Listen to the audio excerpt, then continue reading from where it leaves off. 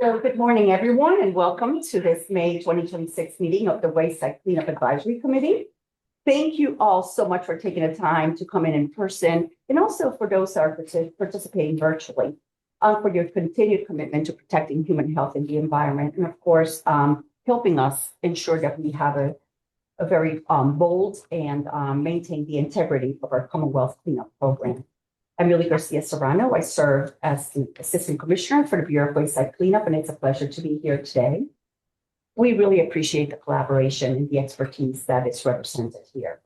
So today's meeting comes at a very important time as Massachusetts continues to address evolving challenges such as PFAS, redevelopment, permitting, climate resiliency, and the implementation of our Wayside Cleanup Program. Your input is very important, so help us continue to stay engaged in the conversation. We have a full agenda today, and as such, we look forward to productive discussion. So before we get started, I'd like to briefly walk you through today's agenda. We're going to start with some updates from all of the Wayside Cleanup directors and the coordinators, and then that update is going to be followed by other updates from the LSP board, the LSP Association, and then we're going to have an update regarding our Wayside Cleanup Technical Assistance Grant Program. Next, we're also going to deliver an important presentation regarding BWSC's APUM Annual Certification Program. And in addition, I'm pleased to bring you an in-depth presentation by Dr. Nicole Moody from MassDEP's Office of Research and Standards, and that has to do with PFAS destruction. Last, I will update you on a topic that Wayside Cleanup introduced this past February, and it has to do with refreshing and reinvigorating our Wayside Cleanup Advisory Committee, a work and project that we hope to complete by the end of the calendar year. And then, of course, we'll conclude with some questions and answers, and then, of course, receive public feedback.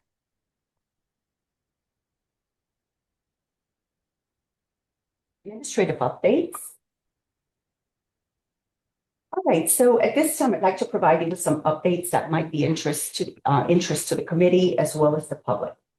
Starting with legislative activity, the MassREDI Act Senate bill remains the most significant environmental legislation currently moving through the legislature. At this point, the House and the Senate versions have not been reconciled, so we continue to monitor the conference committee negotiations very closely. And just as a reminder that the current legislative session formally concludes on July 31st, and so we continue to expect continued activity over the next several months. Turning to the MassDEP budget, there are currently differences between the governor's proposal and the House and Senate versions. The governor's proposed budget is $82.14 million, with the House and Senate somewhat lower.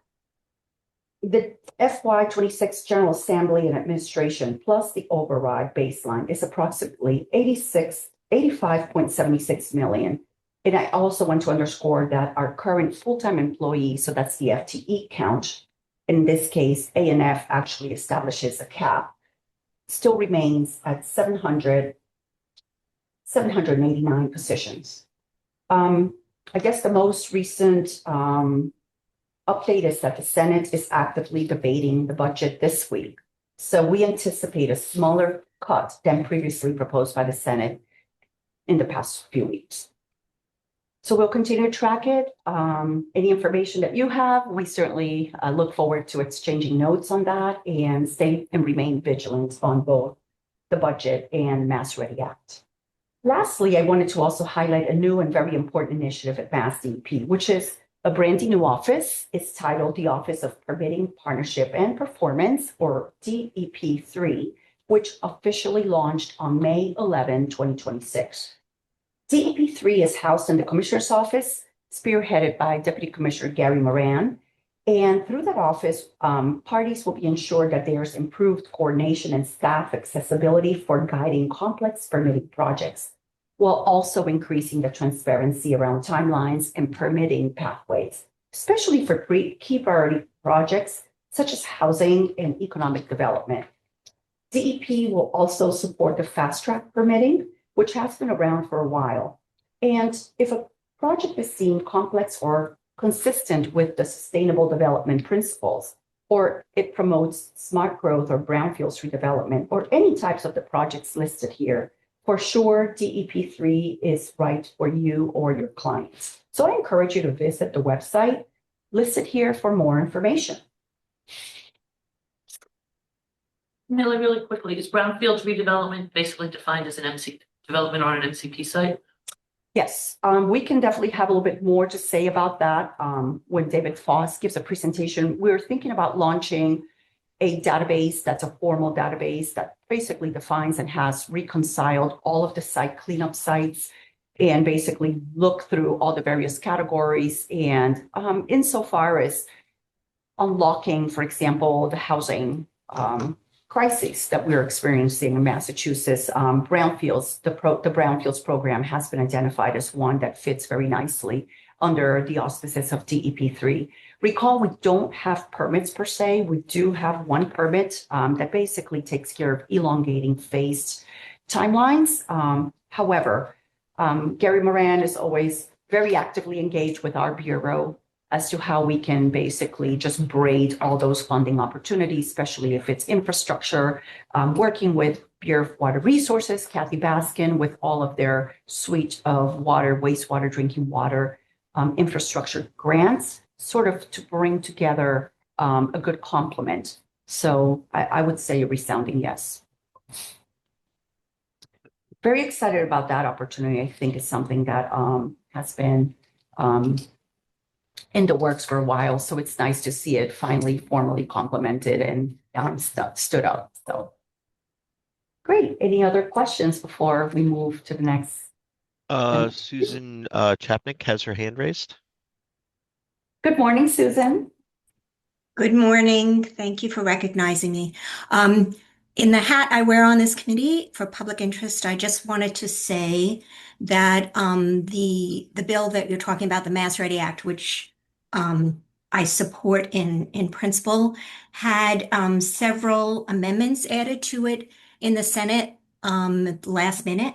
And these amendments would eliminate and restrict local bylaws and local wetlands regulations from being used to evaluate priority housing projects. So basically not allowing home rule for communities and also penalizing communities from obtaining grants for projects that don't even have to do with housing if they have local bylaws and ordinances that are stricter than the State Wetlands Protection Act. So I just wanted to point that out. I personally have sent comments to the Senate committee on removing these amendments. Thank you. Thank you. Yes, that's been expressed also by MAC and other stakeholders that have a strong opinion on that particular that particular posture. So MassDEP is still waiting to see how that is actually reconciled. So I do appreciate your perspective, and I think municipalities are very active in that conversation. Thank you. Janine Comerford also has raised a hand to make a comment. Hi there, everybody. Just a question on a different topic on the new DEP3 office.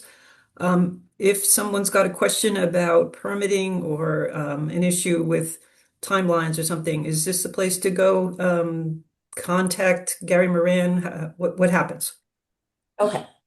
So predicated on your question, Janine, if it's a 21E question and it has to do with timelines, whether a site is in some kind of administrative consent order or something like that, obviously that would warrant conversation, potential amendment. You would be working with the office that issued that particular instrument. If we're talking about a brand new project where you envision that you may have some problem with meeting the regular MCP deadlines, again, I think, there's a special project designation permit that predicated on, if you qualify, your client qualifies, then it might be a potential. I think this particular office, the Office of Permitting, Partnership, and Performance, is really more an office that will support very large projects. multi-pronged projects. So there's a lot of information, Janine. We can definitely, if you click on the link that's included in the slide deck, you can see how these projects are, quote, defined.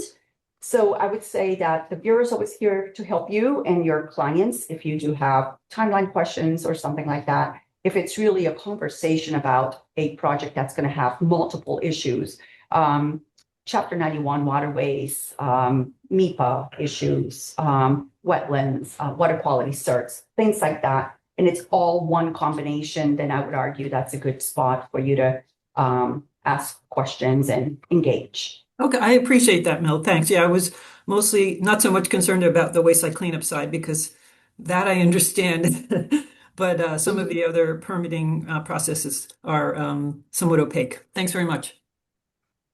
You're welcome. One thing that also was clarified is if somebody applies, say, for example, whether it's a fast track permit or another permit, there's a so-called date time guarantee. So money back guarantee if MassDEP does not issue the permits. So I think that's really key. In the past, it's always been nebulous. So this basically codifies that commitment.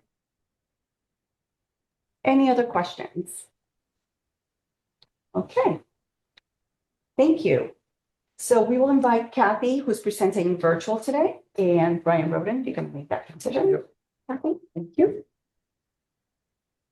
Good morning. Kathy, go ahead. Just we'll Good. call for the slides for you, Kathy. Oh, okay, thank you. Can you folks hear me okay? Yep. Okay, great, thank you. Kathy Kiley, Emergency Planning and Response Coordinator for Wayside Cleanup. Next slide, please. And I'm going to give updates on both the Emergency Response Program and the MASPA program, the Marine Oil Spill Prevention and Response Act program as well.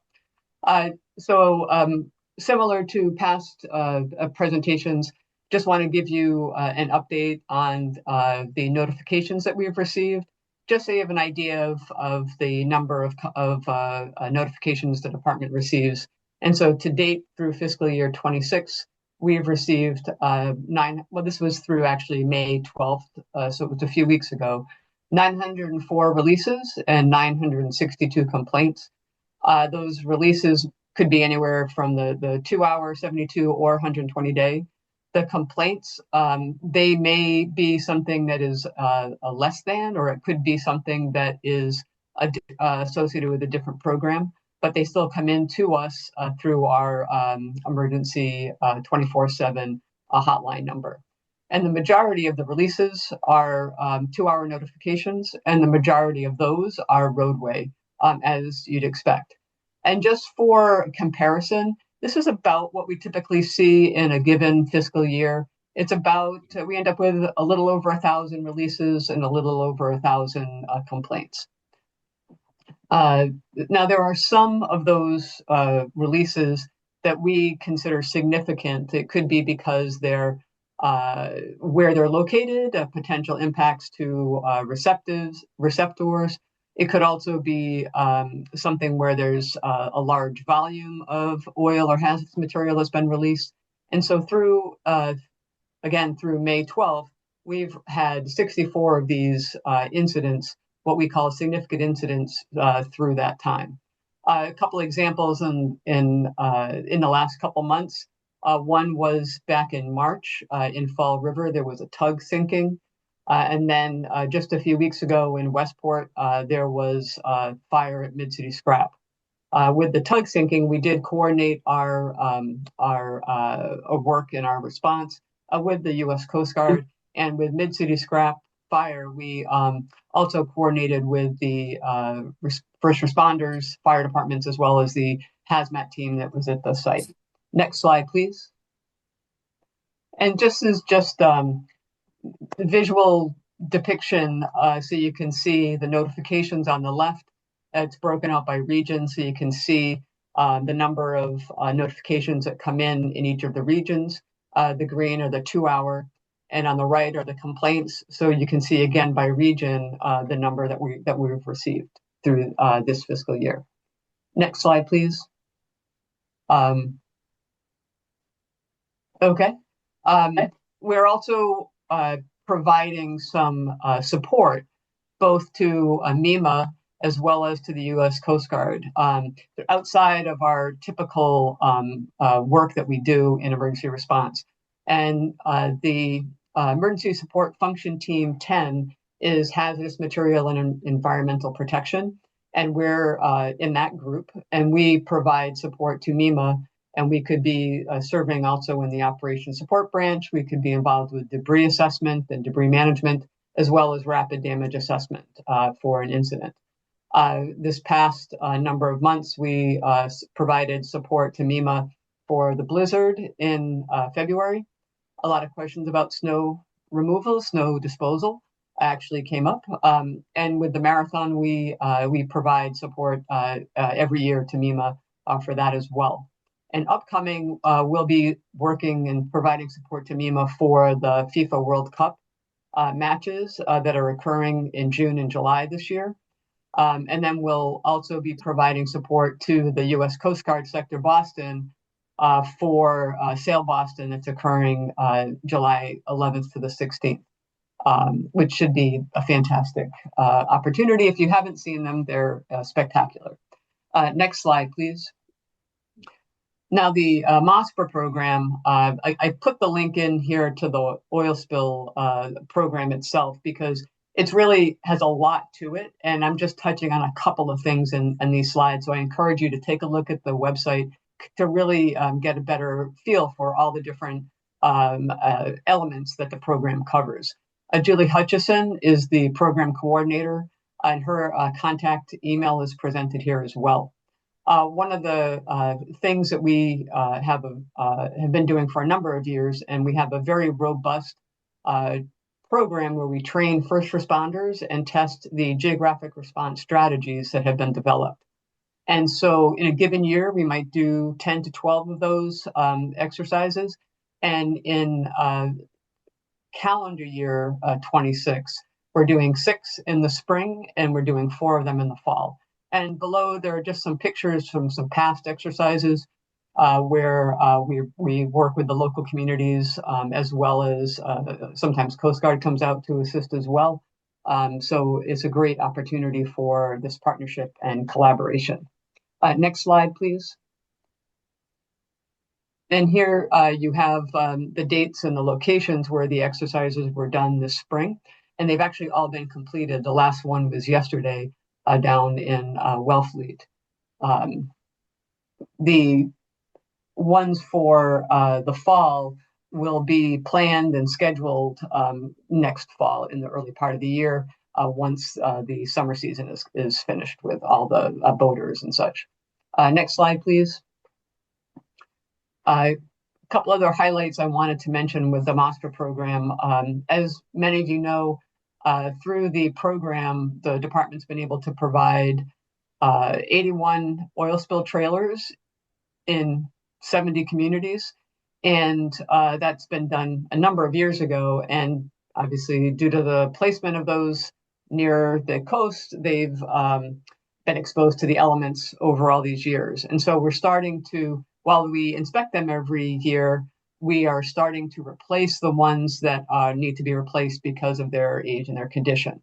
And happy to report that we've been able to replace 5 trailers this year. The communities were New Bedford, Falmouth, Marshfield, Wellfleet, and Provincetown. And we'll continue to do this as well, based on the ones that need it the most will be done first. The other thing I wanted to bring to your attention is the grant program. We've had 2 successful rounds of grants in the past few years, and we've just posted round 3 of the grant back in April 24th.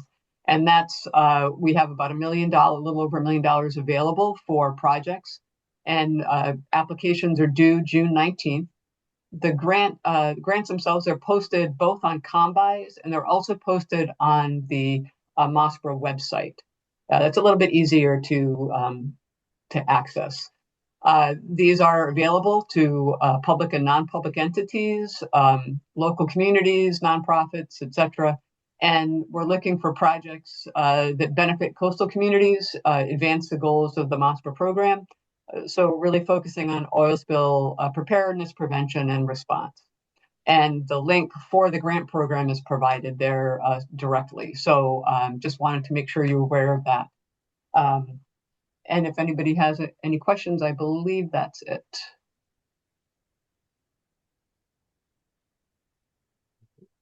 There's All no right, thank you. questions. We'll invite Diane Baxter up.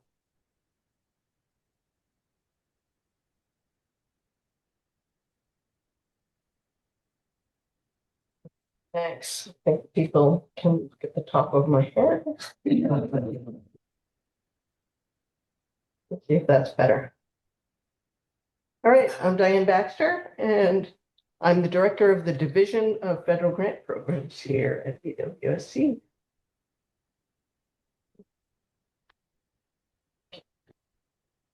I get this.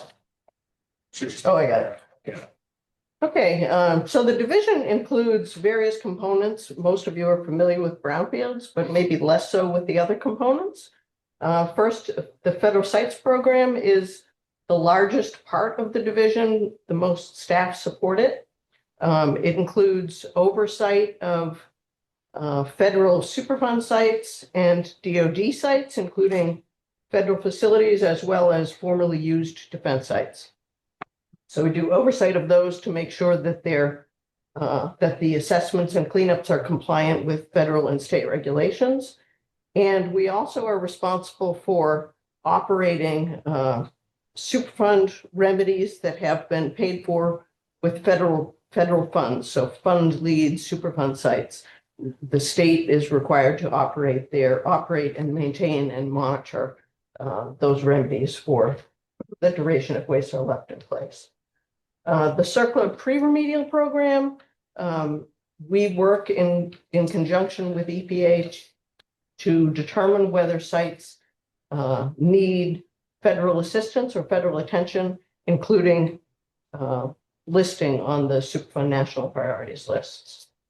The record corrective action program, again, we work alongside EPA to make sure that record corrective action sites are assessed and cleaned up in accordance with regulations. The leaking underground storage tank program, we work in conjunction with EPA to promote and advance cleanups of lost sites.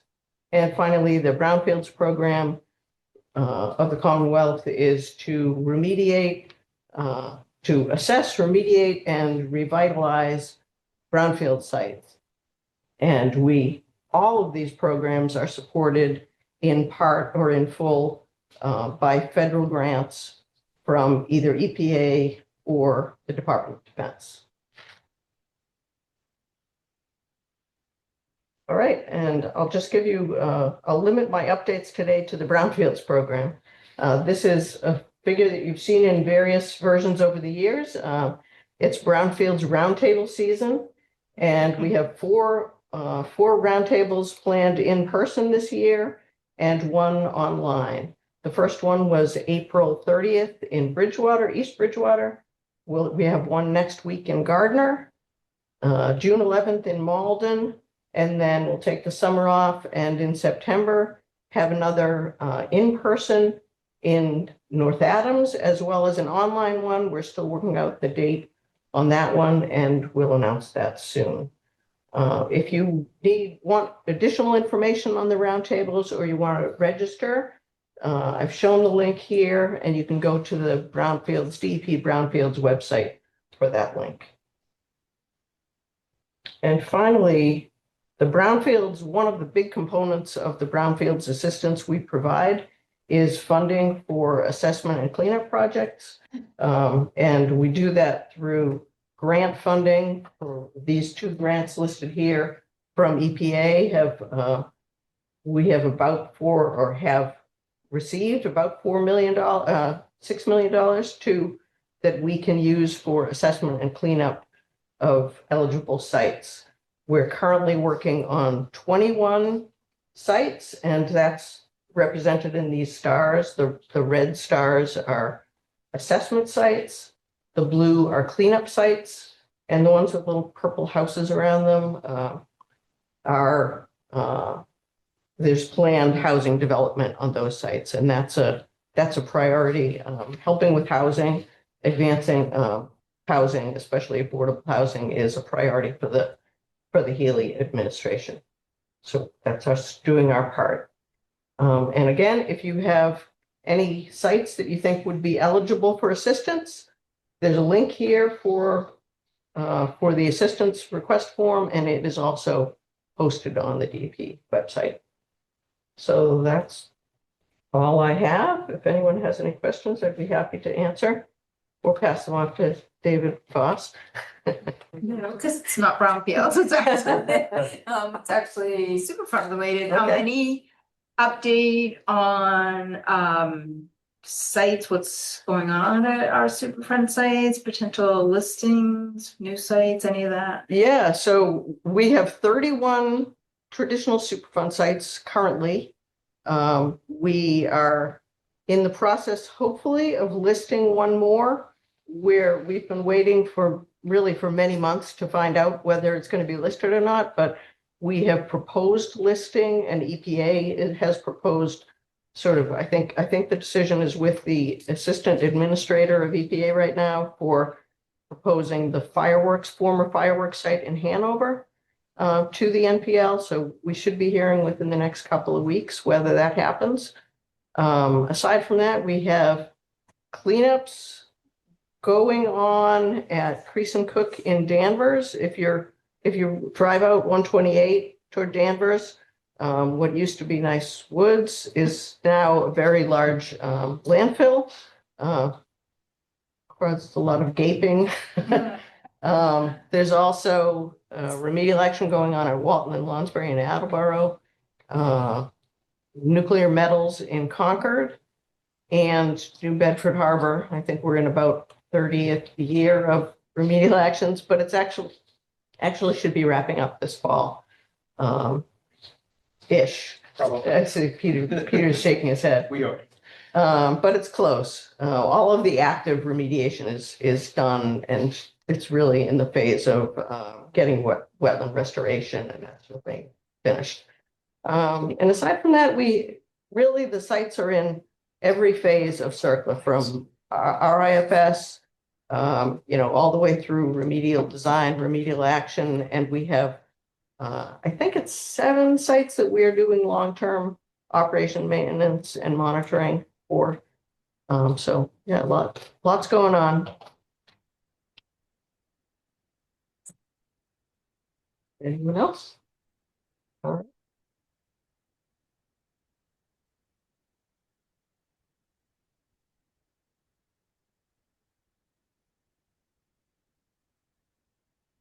All right, thanks, Dan. All right, I'm Brian Roden, Acting Division Director for Policy and Program Development. I'm going to give you a quick update on where we're at with guidance and policies. We've presented this slide in the past, kind of cleaned it up a little bit here with some progress that we made. So final complete column, highlighting a lot of training that MassDEP took part in, specifically at the LSPA symposium back in April 9th. So DEP participated in 3 trainings that were there. There's the modern natural attenuation training, PFAS training, and then petroleum cleanup guidance training.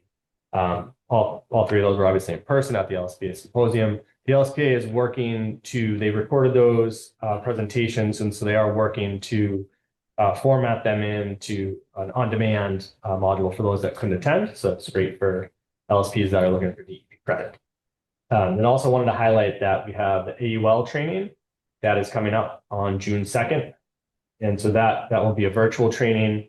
Peggy Shaw, Rebecca Buswell, and Kate Carvalho are presenting that training from DEP. Again, on June 2nd, it will be 10 to 12 through virtual format, through webinar format through the LSPA.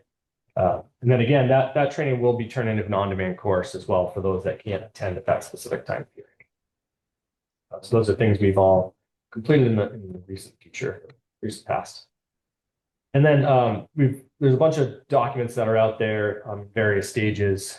A lot of them have been released for public comment. We've received public comment, and we are now evaluating and making changes. So I'm going to go quickly through that list. I guess I'll start at the top. The risk characterization guidance, those chapters have been released in various chunks. And we've gotten public comment on various chapters. I believe we've received comments on chapters 1 through 10 already, and 14 through 17. 14 and 17, 15 and 16 are 15, that's still left. And then I'm gonna wait for my next slide to give you an update on the human health chapters. But those chapters are in progress, and we're working through those. The engineer barrier guidance and the financial assurance mechanism guidance, those were released together. We did receive public comment back in October, and we're trying to finalize those documents as well.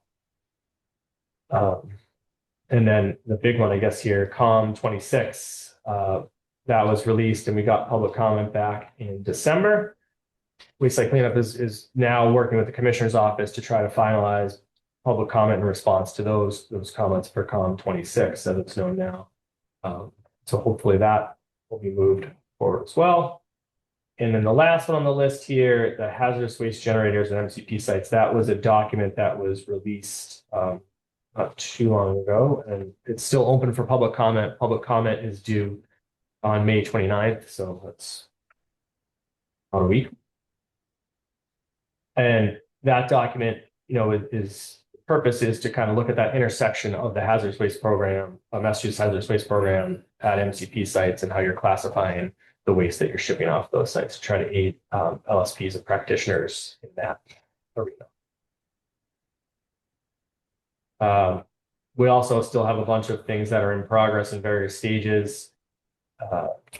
In that in progress column, I guess I'll highlight the bottom two, the APM operating regimen and the characterization of petroleum contaminated sites. That characterization of petroleum contaminated sites, that's the former VPH EPH guidance. It just has a new name. John Fitzgerald has updated that, and we have a draft that we're hoping to get out for public comment in the very near future.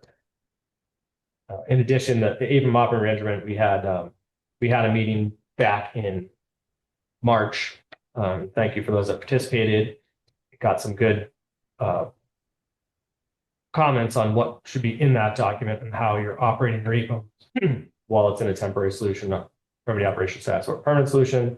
We incorporated a lot of those changes and are hoping to get a draft out for public comment of that as well soon.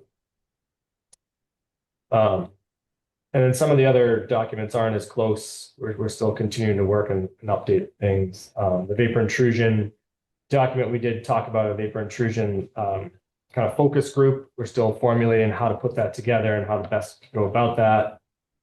The public involvement plan guidance is in process. We have a contractor to assist us with updating that document, and it's a work in progress as well. PFAS Q&A and kind of a sampling questions as well. We're hoping to move that forward as well. And John has been working on that to move that forward. And then I guess the only thing I will highlight in the TBD column over there is the modern natural attenuation guidance. There was an old draft guidance that was available and is not on our website anymore. With the momentum we had with the training that was put together from Tiffany Jewell and Nero, presenting at the LSPA symposium, we're hoping to use that momentum and update that document as well and get that out for public comment. So that's kind of where with those documents. I just Sure thing. a quick Yep. question. Yep. Something I don't see on the list, and you guys have an RFP out now, is on poets. Yes. Talk about that. Yep. So I'm mostly pointing it out because it's not on your list. That's So I'm true. Assuming it should be in your TBD. That's true. Yep. We were looking for a little contractor assistance in I guess evaluating poets that are treating PFAS, and specifically kind of the interaction of when you have radon in groundwater as well and coming through and potential of radon accumulating in that GAC system. So it's a good point. But that I don't know that. Do you know the details of that RFQ? It's available. It's available. It's on the street. It's on the street. So Yeah. I So I don't think know. it's due in sometime in June. Yeah, I don't have the exact date. Mid-June. is Mid-June. when it's due. Okay. And then also on the TBD, Mhm. which is I guess, like, as you said, you're trying to develop a focus group or a workshop about vapor intrusion. Mhm. For, I would say, all of those TBD, you know, they're things that have kind of been around for a really long time. Yep.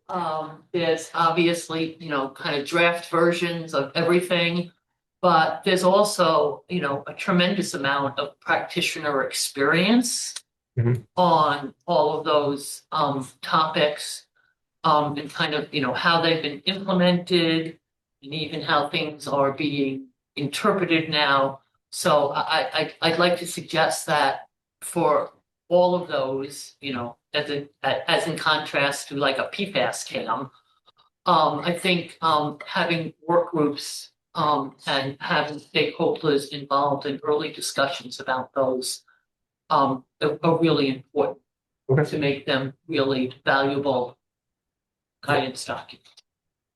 Yeah, that's a great point. I agree. A lot of those issues have been around longer than I've been here at TEP or longer than I've been in the Most of you.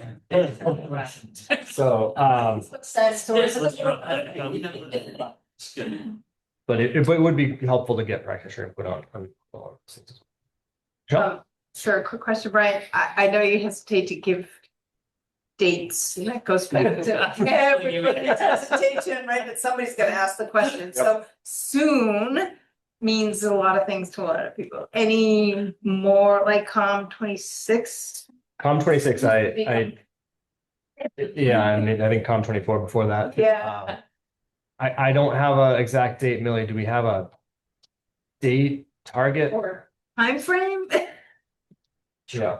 Little tight quarters here. Yep. The COM26 soils, as Brian described, we just met with the deputy commissioners this week. Was it 2 days ago? Yep. So I think, as you know, we received 41 comments, 3 comments from NIOP, 38 comments from the LSPA. We grouped them. We presented all of the issues. Everything was presented insofar as verbatim comments, our take on the comments, recommendations on the comments, and we have now consolidated all those comments by theme because our next stop is briefing Commissioner Heupel.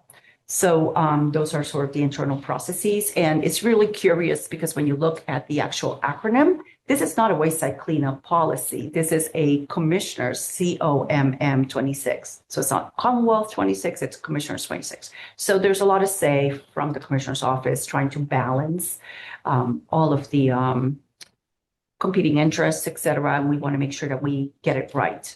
Consider that these are soils that are going to be moved from donor sites into a receiving site. That receiving site happens to be a 21E site. So obviously we've got to smooth out and normalize the working rubric of filing a permanent solution, also in consideration of all of the terms and conditions contained within a very specific ACO that will be signed off by the regional directors.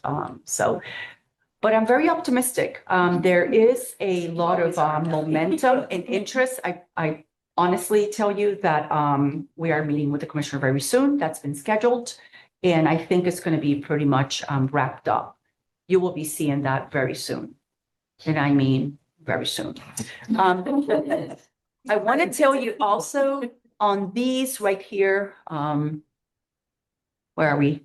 These are probably in a matter of weeks. Like we are next week, it's Brian and I and Luke and others sitting down and just hammering all of those comments. Recall that the APM operating regime, we used a coffee hour to sort of flesh that out. We got a lot of comments post closing date, so we needed to reconcile that a little bit. We just didn't want to shut off the comments.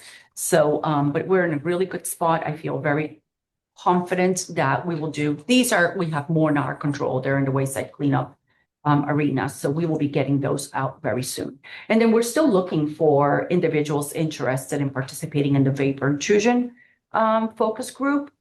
As we expressed, this is not going to be a wholesale. We're already doing this thing. There's some good bones in that particular guidance document, but we do need to catch up the science. And we're watching and coordinating and learning from other states across nation territories to see what their experience is and also guiding some of our comments through ITRC's work. So I think it's going to be a good opportunity for LSPs, practitioners, and folks that are really into the science of beverage nutrition to give us some opportunity. So please raise your hand. We're happy to basically look to see the combination of folks and then get going with more robust in person. I hope, of course, hybrid maybe, but for sure we'd like to have more traction at the in-person level. So we will be making sure that folks when we get this COM26 announcement, we'll be sending that out. Hey, Thank Millie, you. question for you. I don't know, I'd be interested in the audience's perspective on this. So you've got the list of stuff that's gone out for public comment, presumably will become final, right? Hopefully. But the in progress and TBD, that's kind of a long list that's been kind of out there for a while. Right. Is it reasonable to ask the advisory committee of those, we've already mentioned one of them, of those, are there some that you think are particularly urgent? Yeah. Or other people in the audience? Yeah, and also, yes, and also considering that some of these topics are not just confined to the site cleanup program. We also need to coordinate, for example, with the Bureau of Air and Waste on this one. So, for example, we actually had COM97 and COM15, I think, up there for a while. In this column, we consulted with Greg Cooper, and his feeling was we don't need to do anything, hence why you don't see it anymore in this particular column. So that was the response. But I think it's a great question. Yep. And by the way, we will be holding a summit as we reinvigorate, because I'll talk to that piece a little bit later, full day summit where these types of questions that with your probing, and I think rightfully so, will be asked of our advisory committee. What's happening out there in the community? What are your needs? Are these easy fixes with a Q&A, or do we really need to go back and revisit definitions of it's one fiber or multiple fibers? The trigger point for having to resolve some of those asbestos and soil questions that have lingered for many years now. So, yeah. So you want an answer to your question? Yeah. For me? I think the vapor intrusion update is really important, and probably, M&A, asbestos, and the reason I'm highlighting the three of those is because all of these, as I said, there's been a lot of historical practice on it. There's been a lot of long-term institutional knowledge and evolution on how we've done practice. And I think I'm probably not alone to say that there have been a lot of changes coming out of the regions on how we are on some of these topics, with comments such as, well, this is how management thinks of it now, and which are not necessarily consistent with long-term practice or the current policies, and even, as far as I'm concerned, current regulations. So, we're basically, there are compliance actions that are happening that are contrary to long-term practice. So without new discussions and guidance, it's really leaving practitioners in the dark. So I do think those are really important. Thank you. I appreciate your feedback. M&A during the last training, one of the participants in the training made the comment that based on the day symposium, both on the source control section and then on the M&A, her comment was like, oh, it sounds like the department's not really very supportive of M&A anymore. That was kind of the vibe that was provided, which is a very, if that's really where where we're heading. That's a very significant change in practice. And I think you can say the same thing. There's been, reinterpretation on notifications for asbestos in soil that are basically a phone call saying this is how the department is doing it now. So that clarity is really important. We appreciate the engagement, for sure. Thank you. And we'd like to explore these topics and many more. So I'd like to answer the question also, and I guess this is why you have different people on the committee. I have to disagree with my much younger and much more optimistic colleague to my right. My take on guidance, which maybe nobody's heard, but it's been said in this room before, is we have a program where we have a regulation, we have people who study and pass an exam to become licensed site professionals to administer that program under the supervision of the Department of Environmental Protection. I have a much different reaction to how to fix some of the real problems that Eileen is talking about. I'm not sure that trying to get more guidance from the very people that you're receiving inconsistent answers from is the right answer. I also said we need to see it. So we have a regulation, and to the extent people have different views of how the regulation should be interpreted, and then that's what the assistant commissioner is for, and what the lawyers in the program are for. But I'm not sure we want to try to guide our way around that. So I mean, my answer to your question about which of these in the last two columns are really important to my constituency, the answer would be none of them, because we hire licensed site professionals to follow the regulations, and we rely on them to do that. So I'm sorry, No, it's a great counterpoint. And I think those are the robust discussions that we're looking forward to having this one-day summit, which, by the way, will be moderated by Third Neutral Party. And very excited about re-engaging, really, what's going on out there? What are we not seeing? We often get phone calls, and those phone calls could actually be turned into a Q&A that hopefully serves to clarify a points of confusion, maybe a little bit of a gap or a nuance in our regulation. But if there's something that needs to be in this column that we're not seeing, we'd really like to hear from you. So I just want to say thank you very much. And we look forward to all of a really great vibe and energy that will go into this particular exercise later in the summer.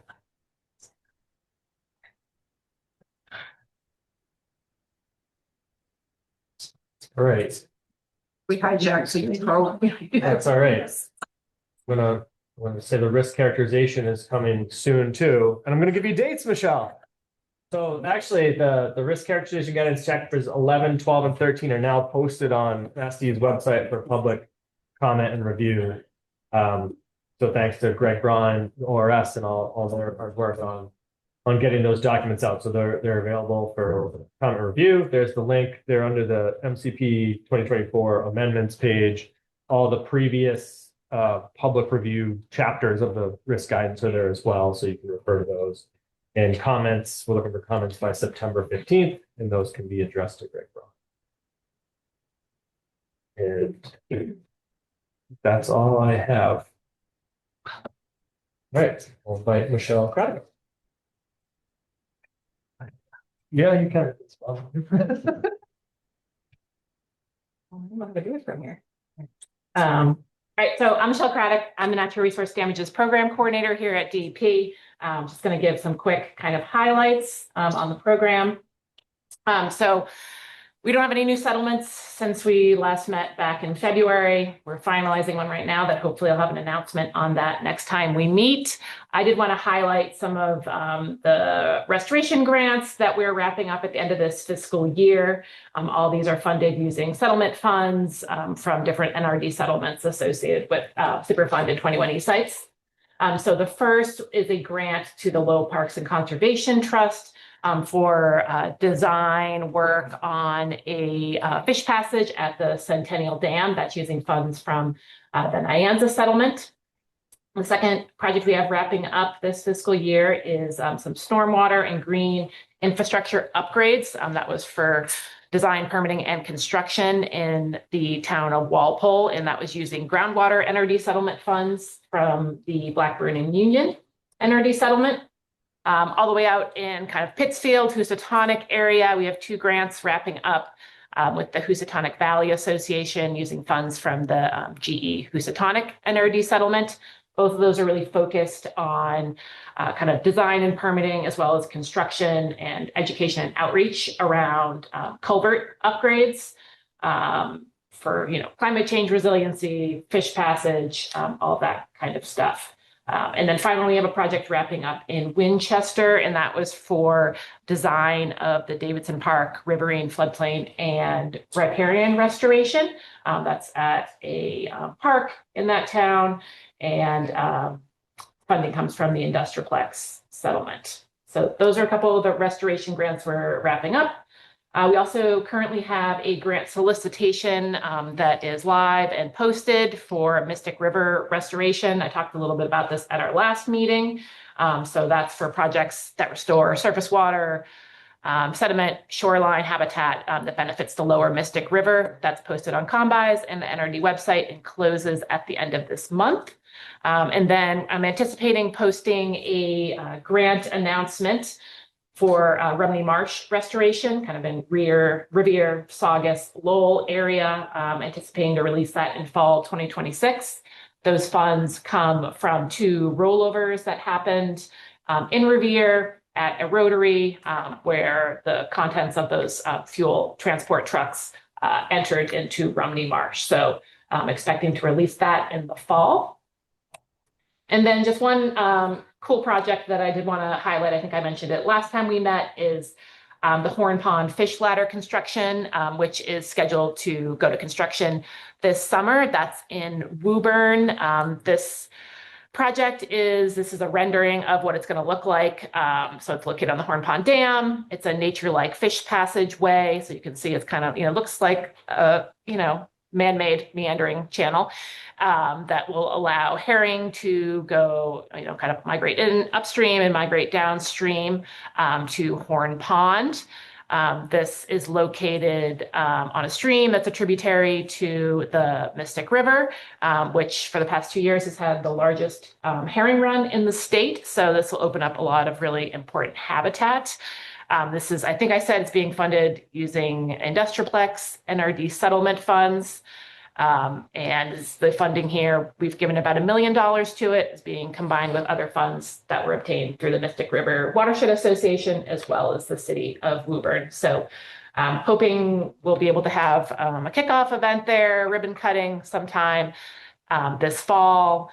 And hopefully folks can go check that out. That's all I had for today. Pass it over to Linda unless there's any questions.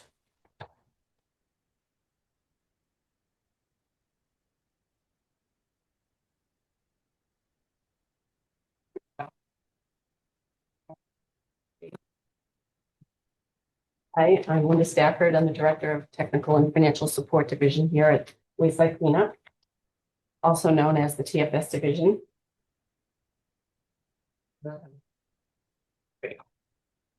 So the TFS Division is located right here at 100 Cambridge Street. We're the Boston headquarters, but we also have the 4 regional offices of DEP. TFS supports all of the regional offices.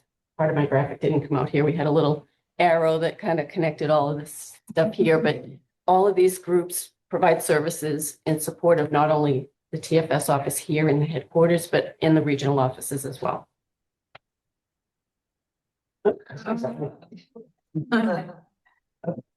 So for contract administration highlights, we have 7 master services agreements, emergency response, site assessment, remediation support services, immediate response action support services, immediate response action, OMM, lab services, marine oil spill prevention response, that's a big trust fund, and then NRD, which Michelle just spoke about. We have in FY26, which is, we're in the 4th quarter, but these statistics only go through the middle of the month of May. We have 166 active task assignments under each of these master service agreements in total, and our total dollar value is $11,350,480. It's a significant amount, and that's just for this fiscal year. As far as purchasing and procurement updates, we have undergone a major statewide accounting system replacement, and we have had the MARS system in place for over 20 years, and they recently transitioned to Mosaic, which is a brand new program. The implementation went live in February. We have had extensive staff training, and we have had the training pre and post implementation. It's been a big learning curve for people because it's a brand new system. But in spite of all of that, we still have wayside cleanup active projects, and we have issued 118 encumbrances for this fiscal year alone, and we've processed for payment over $12 million in invoices. As far as our cost recovery and fee program, this program, I'm doing a 3-year comparison here. This program has consistently been responsible for generating over $9 million of revenue for DEP over not just this 3-year period, but going back in history. It's a significant revenue generator. And this fiscal year through the month of May, we've hit the $7 million mark. But I put a note down here because this fiscal year, we might trend a little lower than the 9 million, and that would be due to the transition to the new accounting system, Mosaic, all the glitches that we've had to work out as far as coordinating the payment processing. So where does all the money come from to support these programs? It comes from the annual operating budget. We have a capital budget with bond funding, probably about $9 million. Our federal grants program, we received money from the federal grants that Diane Baxter spoke about earlier. The funding from the federal grants pays for salaries as well as it funds some of the project activities. We have trust accounts, major trust accounts, the NRD trust account, the marine oil spill, and we are funded state and federally funded earmarks as well. So we have many, many ongoing projects that are funded through each of these mechanisms. That's all I have. So I'm going to turn it over to I don't know if Terry, are you here? I am online. Can you hear me? We can. Thank you. Go Great. ahead. Thank you. I just have a few brief updates about what's going on at the LSP board. The first is updated LSP renewal requirements.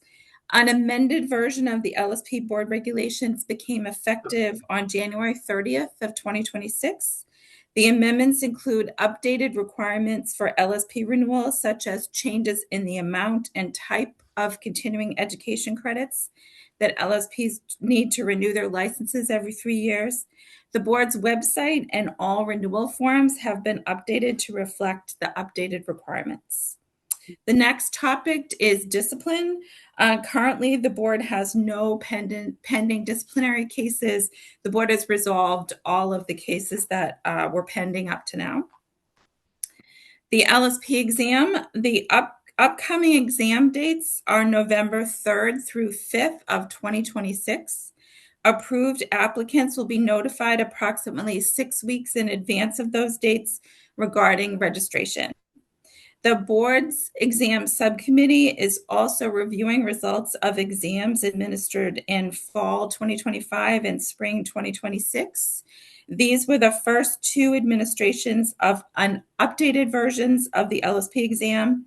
The exam was updated to reflect recent MCP amendments. The updated versions of the exam have approximately half new questions and half pre-existing questions from previous versions of the exam. The last topic I'll discuss is training. The board will be putting together a course on professional ethics to present in coordination with the LSPA. The plan is to present the course later this year. And that's all I have, unless anybody has any questions. Thanks, Terry. Thank you. Question from Janine. Hey, Terry, hope you're doing well. Hi, Janine. Hi. Just a question about transition from the 48 credit to 36 credit. I know that the new regs say that you can carry over a certain number from one license, if you had extras or whatever. Yep. I think that let's just talk about me for a minute, that my license was renewed on January 30th. So I'm wondering whether any extras that I might have could be applied forward. And you don't have to answer now, but I am curious. Oh, that's a good question. So you're right, because you had taken those before the new regs came into effect. I That's right. can't answer that right now, but that's a good question that we can bring up with the board at an upcoming meeting. I haven't thought about that, and that one hasn't come up before, but I can definitely address that with the board. And then however we come down on it would be in the minutes that will be published on our website. We also have a Q&A as things come up about how we're interpreting the new requirements, and so we could add that to the Q&A that we have so far. So that would be that's my helpful. question. Thanks for looking into that. No problem. Great. There's no other questions. I'll invite Katie Kuzma to present, assuming she's here. I am. I'm online. Hey, Katie. Katie, I'll just advance your slides for you Great. Yeah. Thank you so much. Yeah. Good morning, everyone. I'm Katie Kuzma, LSP and current LSPA president. I appreciate the opportunity to speak with you today on behalf of the association, and we are grateful for the continued collaboration between our organization and MassDEP. Next slide, please. Our fiscal year 26 educational calendar is coming to a close, and we're pleased to be ending the year with the following programs. On May 28th, Verdantis is hosting an emerging professional committee event on soil classification with a focus on historic fill. This event is sold out, but you can contact the LSPA to be added to a wait list. On June 2nd, MassDEP will present Getting AULs Right, Guidance Updates, Audit Trends, and Enforcement Review, as Brian mentioned. On June 10th, we'll host a membership meeting on lessons learned from MassDEP Notice of Audit Findings related to vapor intrusion. And then on June 16th, we'll host our second session in the series titled Path to LSP. This session will take place virtually and will focus on considerations for LSP exam preparation. More information on these events can be found at www.lspa.org. Next slide, please. And then looking ahead, we are very pleased to announce that BWSC Assistant Commissioner Millie Garcia Serrano will present at the LSPA's 2026 September membership meeting. This event kicks off our educational calendar, and it will take place in person on September 17th in Westboro. We look forward to hearing from the Bureau of Wayside Cleanup on key regulatory and policy developments. Next slide.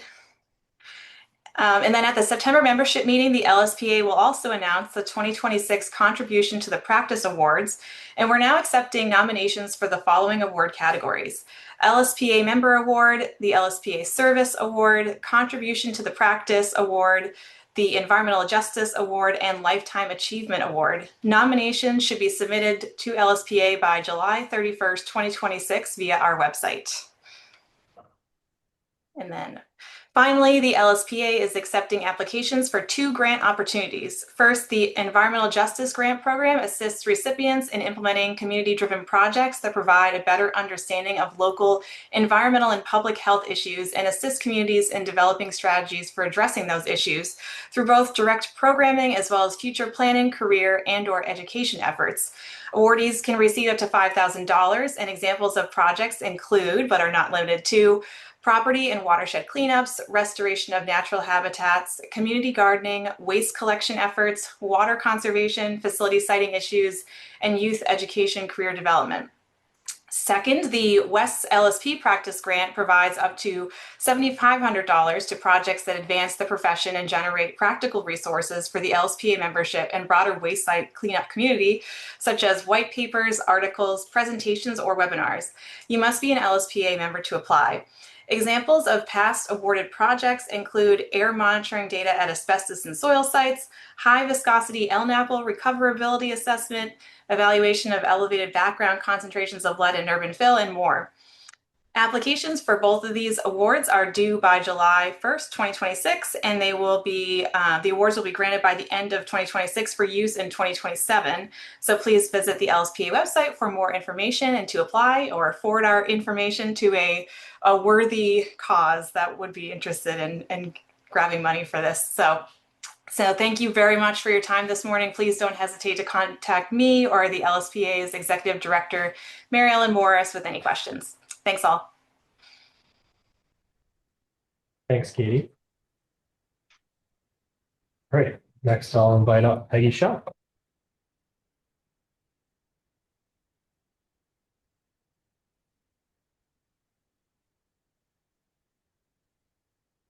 Everyone. I forget what I'm doing here. I just followed it here, right? Yeah, or there. Oh, okay, okay, all right, thanks. I always need to have technology explained to me. My name is Peggy Shaw. I am the one of the co-managers of the Technical Assistance Grant Program. Our other co-manager, Nancy Fitzpatrick, could not be here today, so you get to hear from me. So we just opened a funding round, a new TAG funding round for the fiscal year 27, opened last Wednesday, May 13th. For the past few years, we've just announced the funding rounds. The presentation I'm going to give, we gave probably 4 or 5 years ago, but we thought since it's been a few years, it would be a good idea to refresh everybody's memory about the TAG program. One thing I want to mention, though, because technical assistance grant, they're subject to state procurement rules.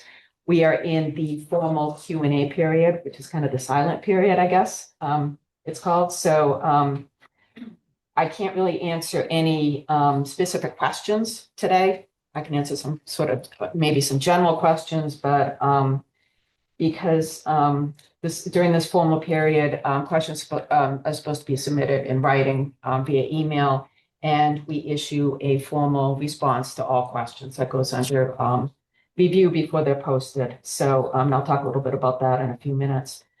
So my presentation, we're going to post it on the TAG webpage to be transparent. And if you have any questions, you're welcome to ask them, but I may not be able to answer here. We can issue a written response later.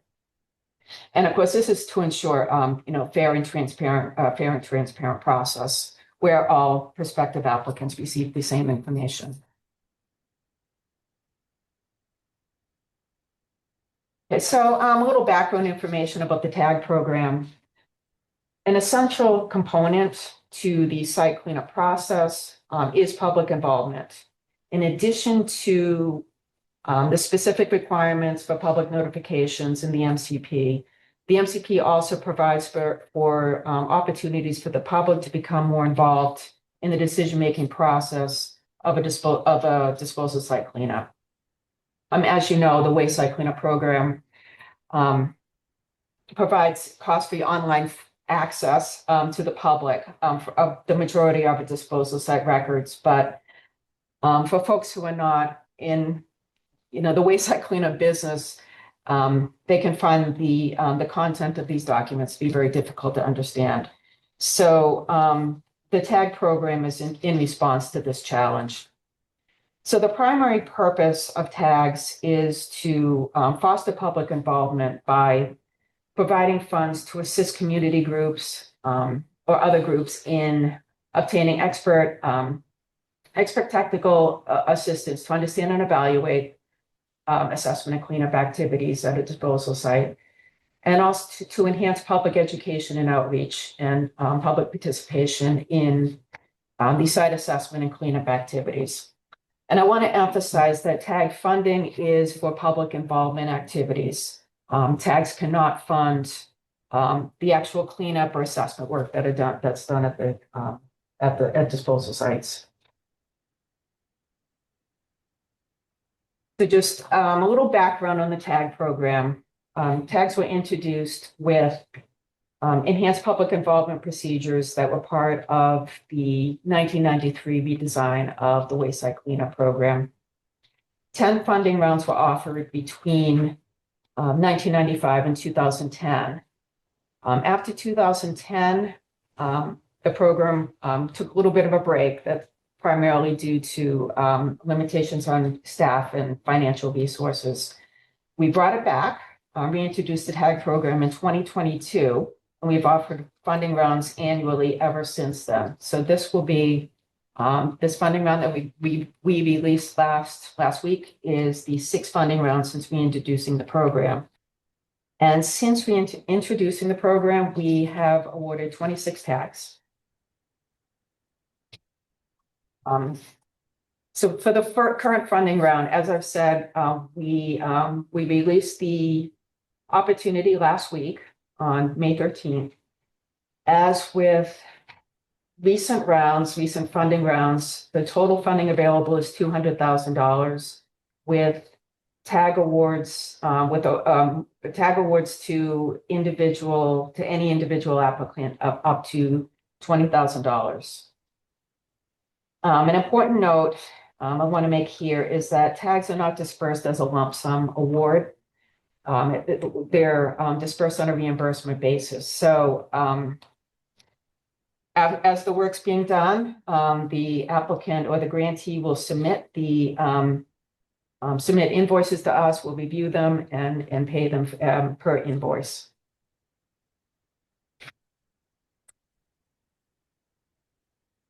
So just a couple of important dates, critical dates. As I mentioned, the grant was released last week on May 13th. I mentioned the formal Q&A period that began as soon as the grant was released. And we will accept written questions until July 10th. Answers to those questions will be posted on the TAG webpage on or before July 24th. And the TAG webpage is in the second box here. That's the link. If you Google BWSC tags, you can probably find the link pretty easily. The application deadline is August 28th. These last two dates are very estimated. Usually we announce the awards around the holiday season. The first contracts, it takes some time to get those up and running. There's a lot of paperwork that needs to be done. But generally mid to late winter, we get most of the contracts finalized.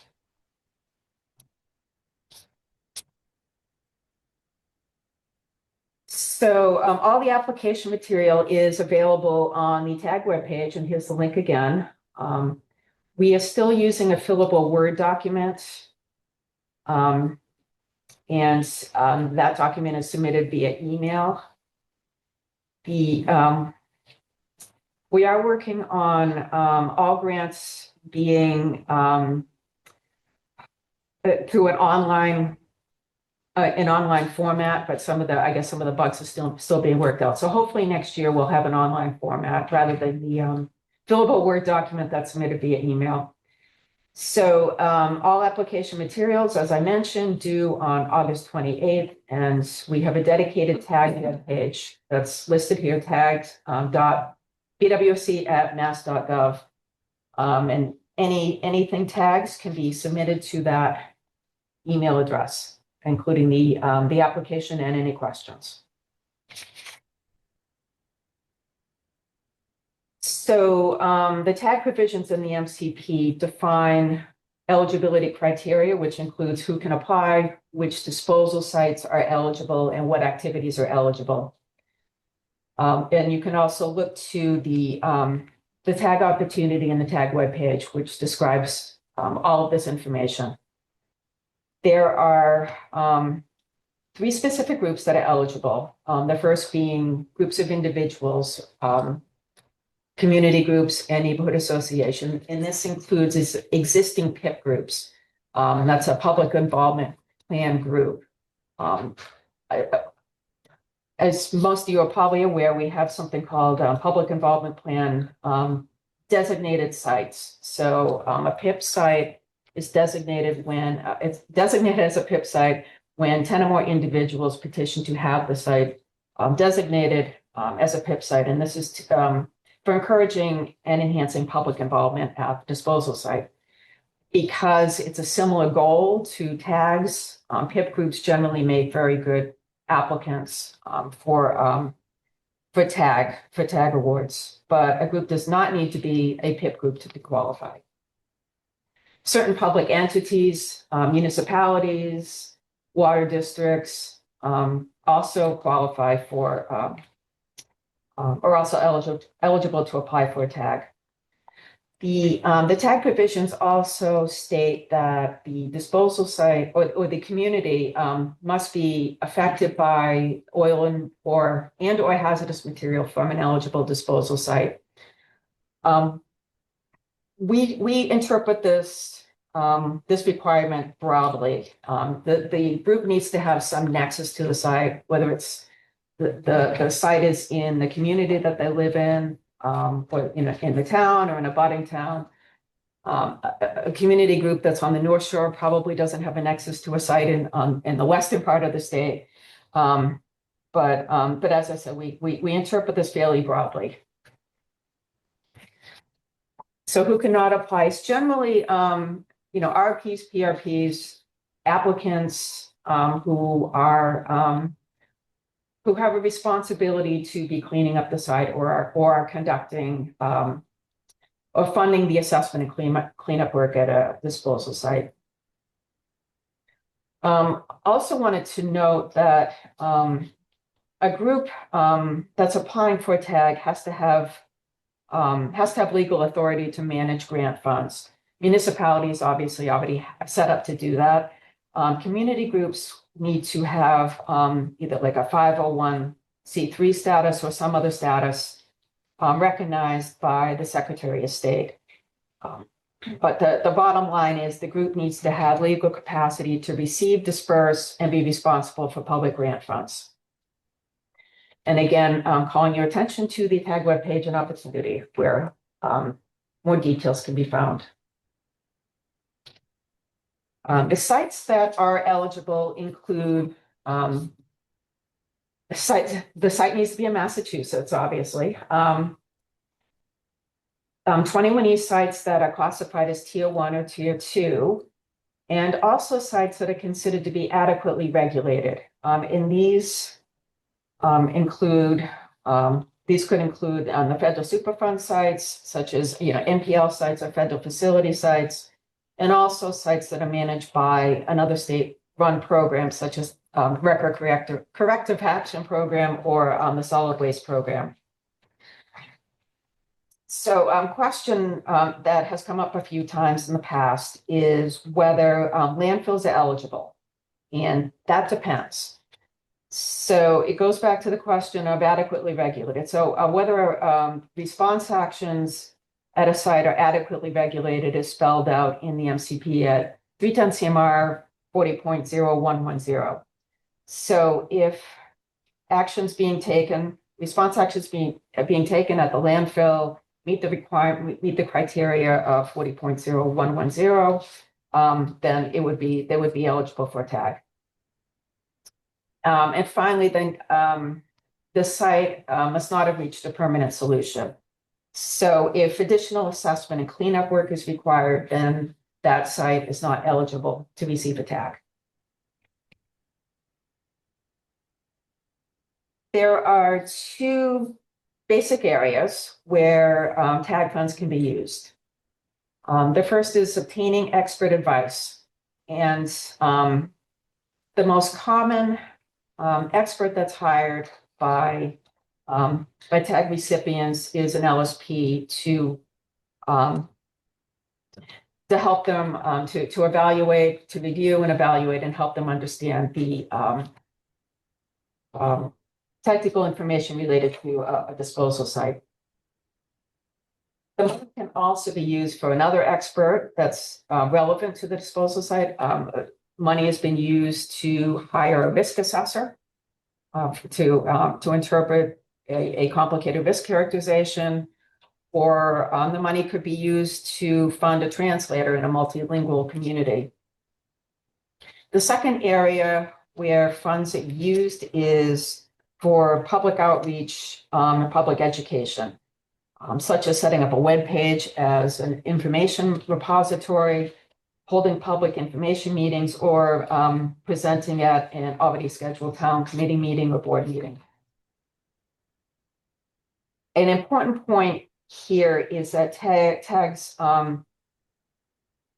may be used to review and evaluate already existing or developing data, but they cannot be used to create new data. And as I've already mentioned, tags cannot be used to conduct assessment and response actions at a disposal site.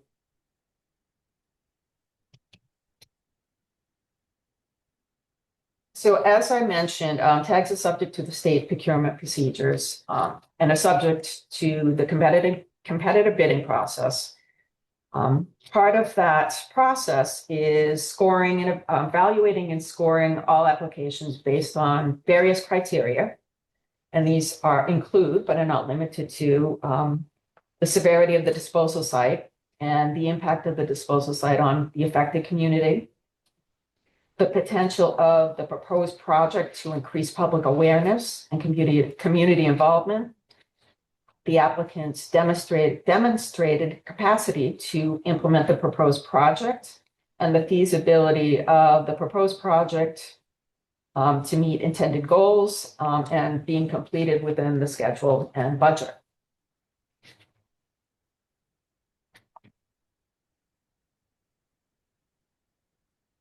So these are just some examples of some real examples of tags that we've awarded since 2022. This first one speaks to the landfill question. The landfill is adequately regulated. In this case, a technical expert, I believe it was an LSP in this case, was hired to help with some risk communication between the public and other stakeholders about the ongoing response actions at the site. Second one here, a risk assessor was hired by the awardee to review existing data sets. And this is speaks to the point I was making a few minutes ago,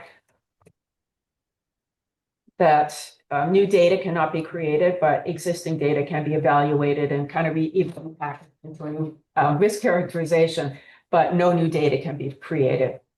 Third one, a translator was hired as part of their tag project in a multilingual community. On this fourth one, I wanted to emphasize, I wanted to highlight, because we received some questions about PFAS contamination in drinking water supplies, if a tag can be used in that scenario. And this depends on this was eligible in this scenario because in this case, although the drinking water wells where the PFAS were found, then they're not tier classified sites, but an upgradient tier classified site has been identified as the source. So so that makes the site makes it an eligible disposal site. And also the municipality was eligible because these were private drinking water wells. If it was a public drinking water, if it was a public drinking water source that was impacted, the municipality would be a PRP for that for the public drinking water supply. So they would not be eligible as an applicant. All the tags that we have awarded since 2022 are summarized on the tag webpage, so you can take a look there for other examples. And my final slide is just really quickly about how the tag award and the contracts. A few MCP criteria are listed in the first couple bullets here. We can only award one tag per applicant per funding round. We can only award one award per disposal site per funding round. However, an applicant group can use an award for more than one disposal site. And this is particularly useful if there's a property where there's a site, there's two disposal sites, but it's, you know, for their purposes, it's really kind of one disposal site. They can include both of those disposal sites, both of those RTNs for their tag.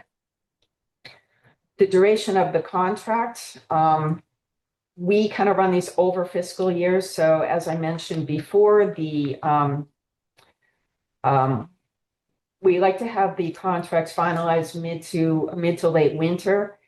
And then, so February, March of 2027, hopefully we'll be finalizing all the contracts. And then the contract will run to June 30th, 2028. And this gives the grantees a little more time, a little extra time to complete their projects and hopefully avoid having to extend the contracts. However, we do have a process for extending contracts where needed, and that's at our discretion. We generally will extend them for up to a year. And reimbursement of the expenses is for expenses that are incurred after the tag contract has been executed and before it ends. And here's the contact information for more information. Here's a link to the tag webpage, the tag email, and our contact information for Nancy and I.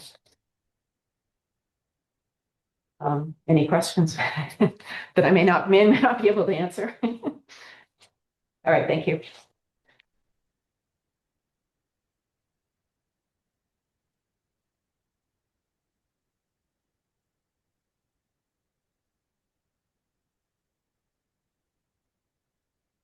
Everyone, I'm Sarah Hughes, the Audit and Enforcement Assistant, and I'll be giving a brief update on the annual certification for active exposure pathway mitigation measures, or APMs. For some context, we have about 200 RTNs with registered telemetry for an APM, and these are APMs for vapor intrusion, so generally sub-slab depressurization systems. The majority of those sites are in either a permanent or a temporary solution or remedy operation status. As you can see on this chart to the right, that shows the regulatory status of all RTNs with registered APMs. 87 of which have a permanent solution with conditions requiring operation of the APM. That's a little higher than the number you're seeing in the chart, because it also includes a few sites with partial permanent solutions. Now, telemetry registration is only required for an APM operating under a permanent or temporary solution or under remedy operation status, but we do encourage early registration. So we do have a good amount of sites in phase 2 to 5 who have already registered their APMs, as well as a few in DPS that have voluntarily registered APM telemetry. Now, all of those sites that are operating an APM with a permanent solution with conditions requiring operation are required to annually certify that they are aware of their obligations regarding operation and maintenance of the APM. That includes actually operating and maintaining the APM, ensuring you have the financial resources available to replace or repair the system if needed, notifying occupants as well as MassDEP if the system is down for 30 days or more, and following your APM operating regime. As part of the annual certification, we also require property owners to complete a shutdown and restart test to confirm that the telemetry system is operating properly. And here is from the form, the chart that property owners must use to document the shutdown restart test of each fan or blower in their system. We then verify that MassDEP receives the appropriate shutdown and restart notifications in the proper format and follow up with property owners or their consultant if the test was not successful. Looking at compliance trends for this year and the past couple years, we mailed out 85 letters to property owners on March 12th, 2026, asking them to complete the annual certification form. An initial deadline for completion of that form was April 27th. We then went on to mail 26 interim deadline letters, IDLs, on May 12th, so last week, via certified mail to sites that we hadn't yet received the annual certification by that deadline. In past years, we issued 72 letters in 2024 and 74 in 2025. So this is a bit of an increase from past years, and we expect this number to continue to increase as more sites achieve a permanent solution requiring the operation of an APUM. Similarly, last year, we sent out 32 IDLs, 16 in 2024. In the past couple of years, we also sent out some notices of non-compliance, nons, where we did not receive the signed annual certification back after the IDL.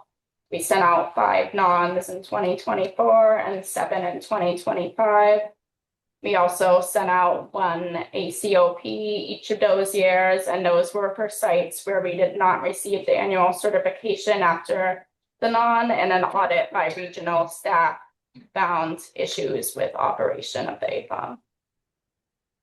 We've gotten, that's 59, actually now 61, so yesterday back so far. So about 23 more that we're still waiting on for this year. And please contact, my contact information is listed there if you have any site-specific questions or like more information, or if there's any questions at the moment. Sarah, quick question. So, do you have any more information about compliance after the NOMs and ACOPs that went out in 24 and 25? I mean, you still haven't apparently resolved some of the letters that went out with some sort of follow-up. So I'm just curious about whether there's any kind of reevaluation of this process and what to do about people who just don't comply. Apart from the 2 ACOPs that we sent out, all of the other sites, we did receive the signed certification back after issuing the notice of non-compliance. Said we may pursue higher level enforcement for sites which year after year are getting notices of non-compliance for the same violation.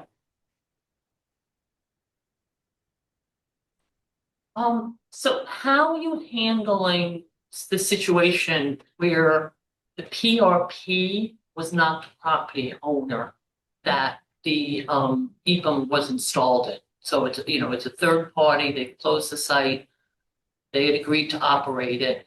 If they don't send back the certifications, are the nons going to the property owner, or is it going to the original PRP? Yeah, that's a great question. The nons will go to the current property owner.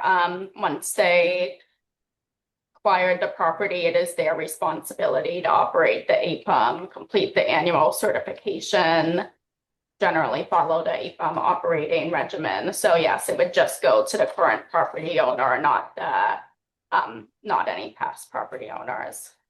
Right, in that situation, they have an AUL, they filed a permanent solution, that property owner has have an AUL on that property, so it's their responsibility for the AUL to operate that APUM.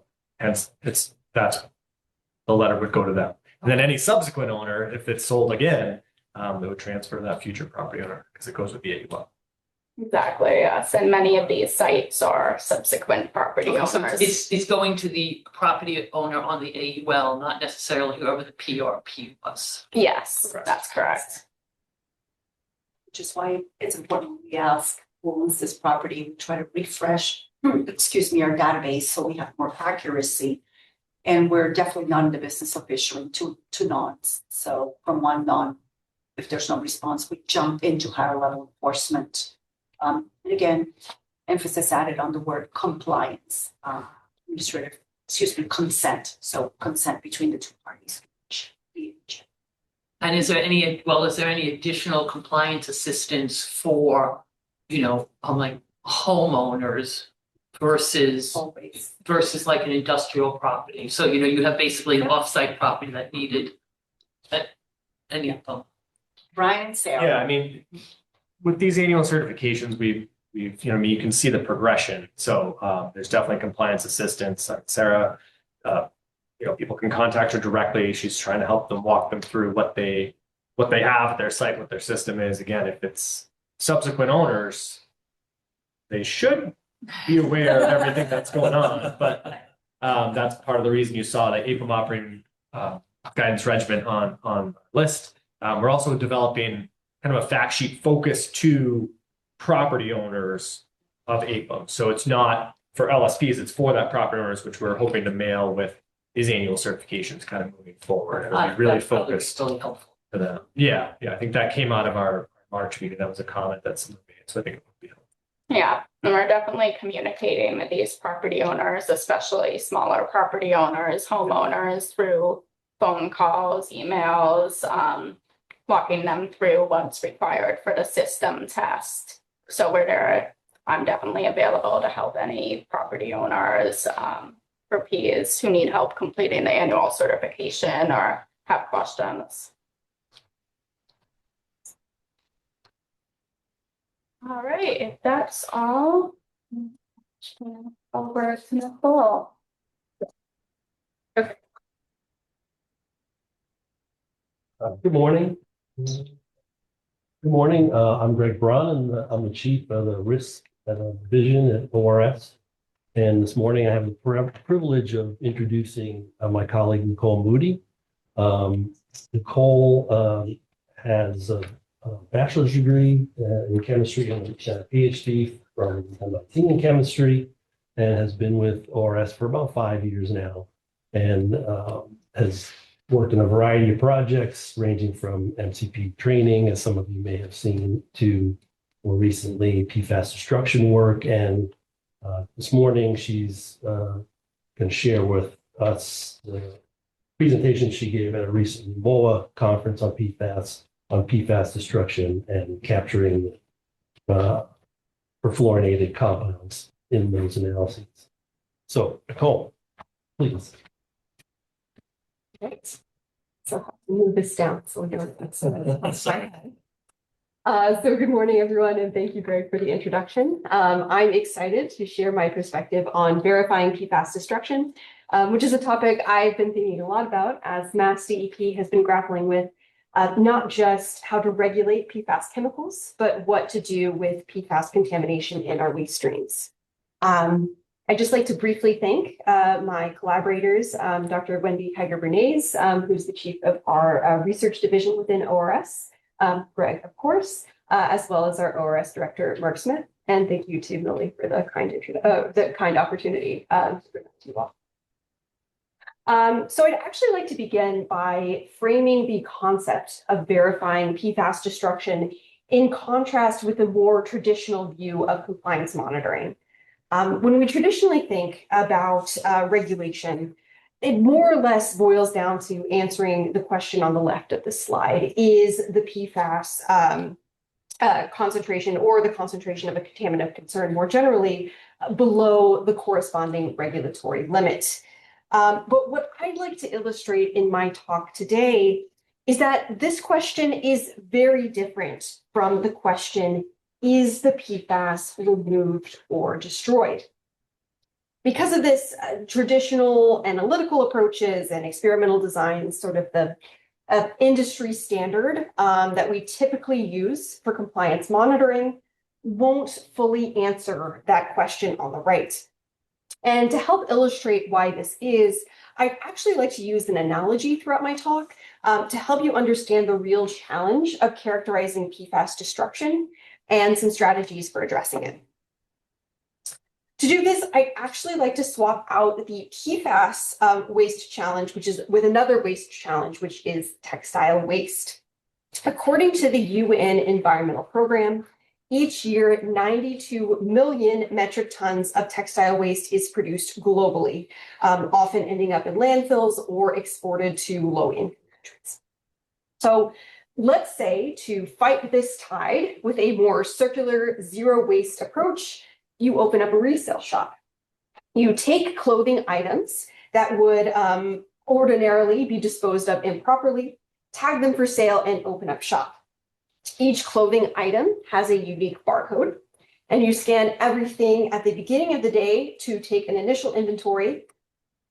Then at the end of the day, scan the remaining merchandise to get an inventory of what hasn't sold. So with this accounting system and the icons on the slide, how did we do? What percentage of products were diverted from the landfill? Well, the math was pretty simple with this example. We started with 8 products and only 3 remained at the end. So by the power of fractions, we can conclude that 5/8 or 62% of products were diverted. So this is essentially how target analysis works. Just like each product in these examples had a barcode, each PFAS in an analyte list has a unique mass spectrum that can be used to identify and quantify the compound.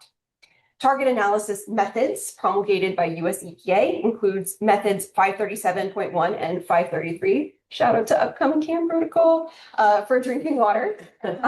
Method 1633, shout out to existing CAM protocol for non-potable water, leachate, soil, sediment, biosolids, and fish tissue.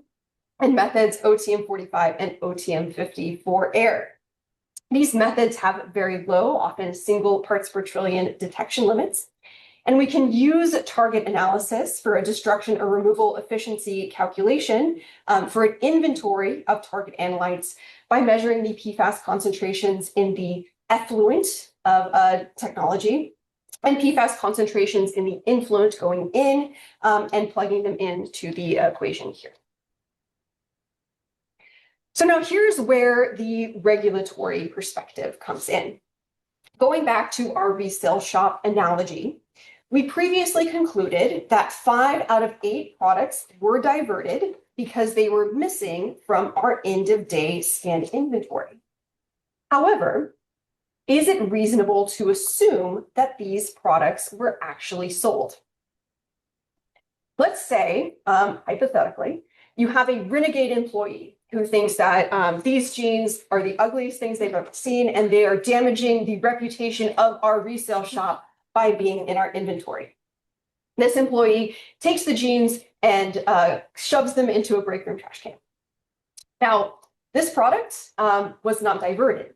It is still going to a landfill, but it wasn't in our end of day inventory. So it was still counted in our initial destruction and removal efficiency calculation. By improving the characterization of other waste streams by looking in the store trash cans, which is an analogy for emissions from destruction technologies, we can get a more accurate depiction of how well we're diverting products. Now, to add in another example of where something might go wrong, say you've got another employee who is working on an inventory display to try and boost sales. Unfortunately, the 2 products that she was working with were damaged in the process and lost the sleeves that carry their barcodes. So again, these products were not diverted. In fact, they're going to be even more challenging to remove from the waste stream now that they're damaged. But they couldn't be scanned into our end-of-day inventory, so they were counted as removed in our initial destruction removal efficiency calculation. Now, if we're able to account for these degraded products somehow, not by using our typical barcode scanner, but an expanded analysis, we can once again get a more accurate depiction of how well we're diverting products. So putting this all together, initially based solely on an absence of from our inventory of target analytes in our effluent waste stream, we concluded that we had a removal efficiency of 62%. By expanding the investigation, adding additional analytes and analyzing additional waste streams, we learned that our removal efficiency was actually at most 25%. So I hope these examples will help you think the next time you're presented with a destruction or removal efficiency. Is this number based solely on an absence of target analytes in the effluent? Because that absence alone might not be telling the whole story. As we saw in our example scenarios, failing to account for PFAS in emissions from destruction technologies or for PFAS transformation into products of incomplete destruction that can't be characterized by traditional analytical methods, can lead to overestimation of destruction efficiency. So this then begs the question, how can we get more of that story? What are some other ways we can quantify the efficacy of a destruction or removal technology? And I'm actually going to briefly turn to the audience and ask a little bit of a silly question, mostly because I want to milk this analogy for all that it's worth. If you were running a store, what are some ways you can track the sale of products? This is not a hypothetical question. I actually want you to call out ideas. All right, we got one. Camera at the door with people leaving with packages. Okay, all right. I don't love the surveillance state. Any other suggestions for how we can see what products have been sold? Cash register. Okay, cash register. There we go. Recording on a handwritten list. Yes, a handwritten. Yes. Or similarly, a receipt, right? So one thing we can do, instead of looking for an absence of products, we can check the receipts of products sold to determine what's been diverted from the waste stream. Turning back to PFAS, this would essentially be a measurement of percent capture. Instead of just measuring the effluent, we'd be sampling the medium that is collecting and concentrating PFAS, like an adsorbent or the foamate in the case of foam fractionation. Back to the store analogy and a suggestion that Greg provided, we can also track money, right? Just as clothing items in the store inventory are converted to cash as they're sold, PFAS are converted to inorganic fluorine as their carbon-fluorine bonds are broken apart. So we can measure the release of inorganic fluorine as a proxy for PFAS destruction.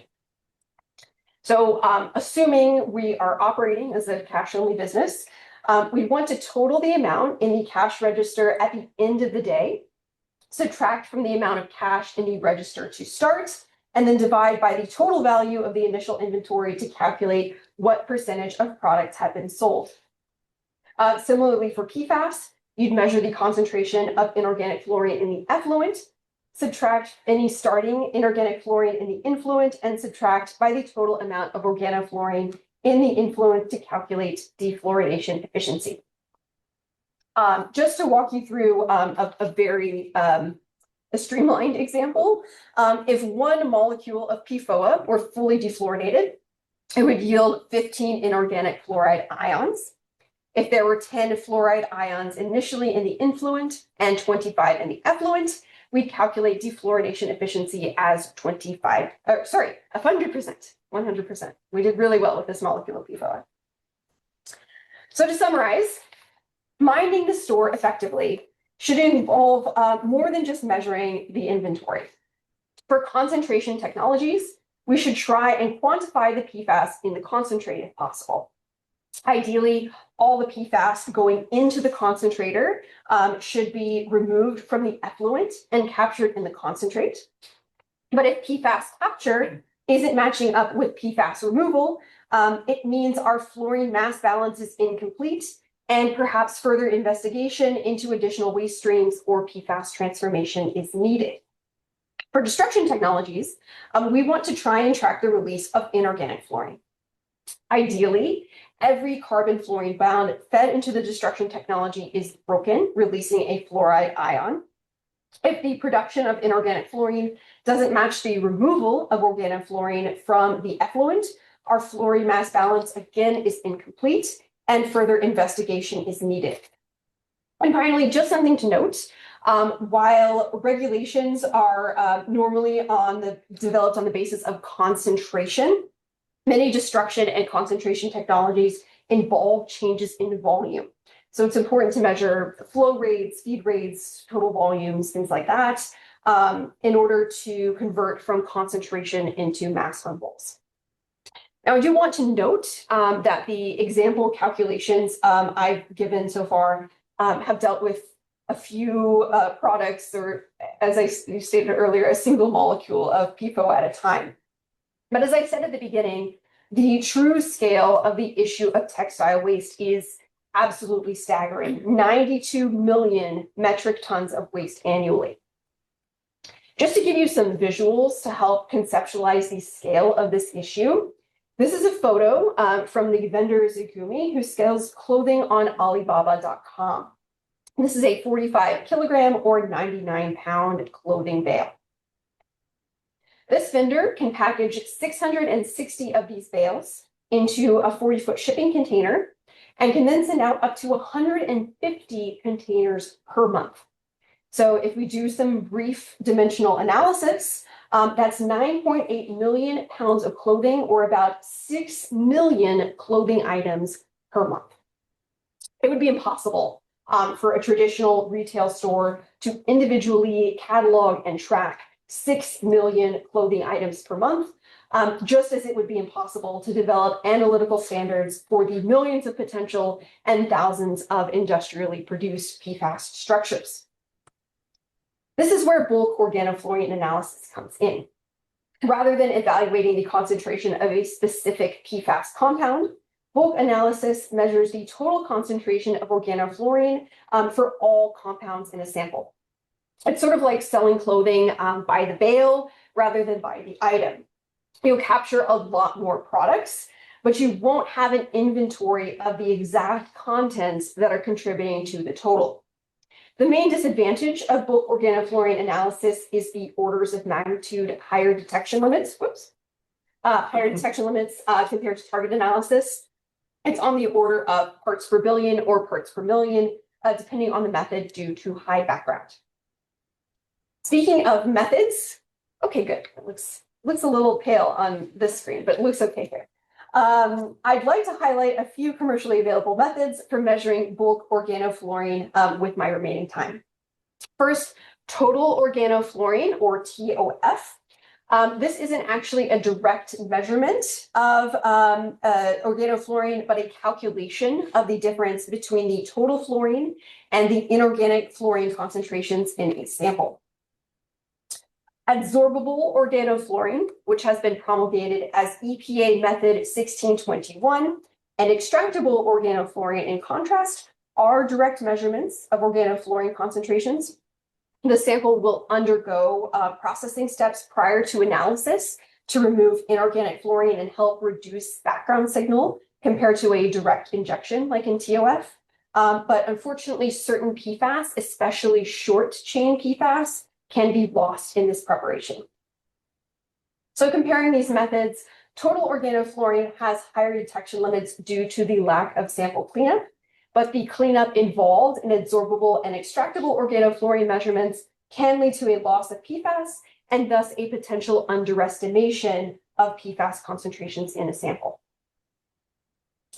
There's unfortunately no perfect method as of yet for measuring PFAS, but bulk organofluorine analysis can certainly help complement and enhance target analysis, since it can quantify a portion of the PFAS mass balance that we are never going to have analytical standards for. Complete accounting for PFAS mass will require a combination of analytical strategies to confirm that concentration and destruction technologies are effectively removing PFAS. And finally, just to back up that assertion with some actual numbers, a recent study characterized wastewater treatment plant influent and effluent for a series of US POTWs. For the effluent of one of these POTWs, the concentration of PFAS-6, which is of course the sum of the 6 PFAS currently regulated in Massachusetts, was 54 parts per trillion, which is equivalent to 1.9 nanomolar organofluorine. If instead of just looking at the PFAS currently regulated in Massachusetts, but the entire list of target analytes in this study, we can instead get a concentration of 321 parts per trillion, or 10.7 nanomolar organofluorine. That's more than 5 times more PFAS in the target analyte list compared to those currently regulated in Massachusetts. If we expand further with bulk organofluorine analysis, we jump up to 33.1 nanomolar organofluorine. That's more than triple the concentration of PFAS quantified with target analysis. And if we calculate total organofluorine as the difference between total fluorine and inorganic fluorine, we have expanded past the confines of this slide because these the area is meant to depict concentration. So yes, this is dwarfing the other measurements by 2 orders of magnitude.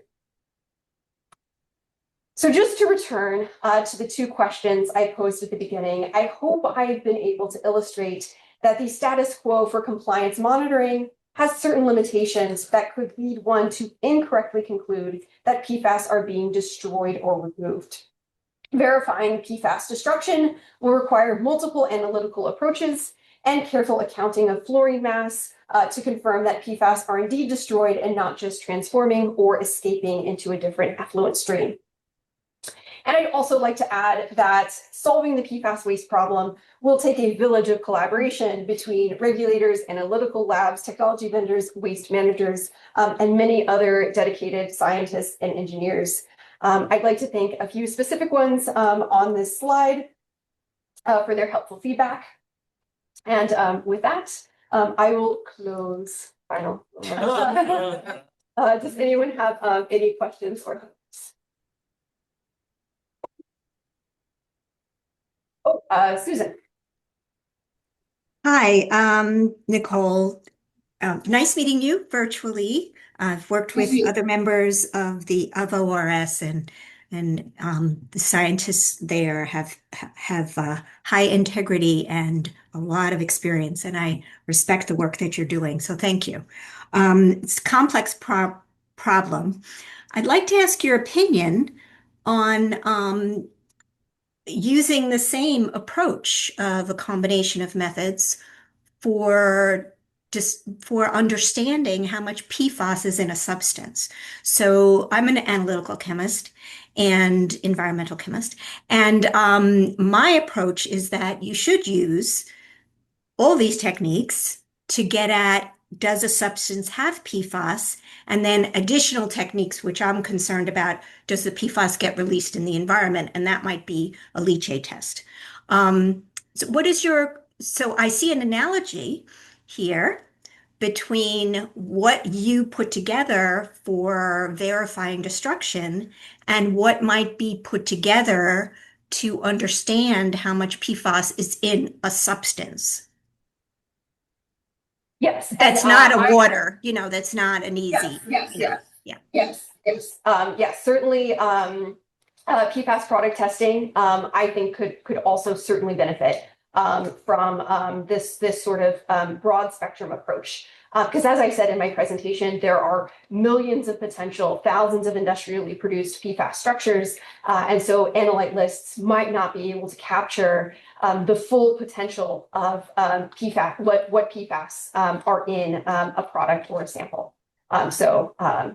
Concurrence of analytical chemists on this point. Thank you.